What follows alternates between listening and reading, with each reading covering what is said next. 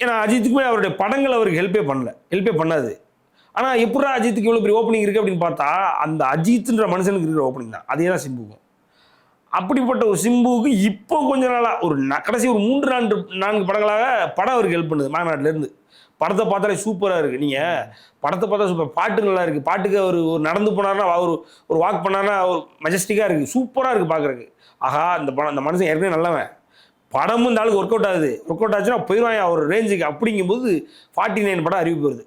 49 படம் அறிவிப்பு வரும்போது கம்ப்ளீட் ஒரு எக்ஸ்டசினா அது. எப்பா வெற்றிமாறன் கூட சிம்பு அப்படிங்கும்போது அது கூட சேர்ந்து தனுஷும் ஹெல்ப் பண்றாரு. தனுஷும் பண்றாரு.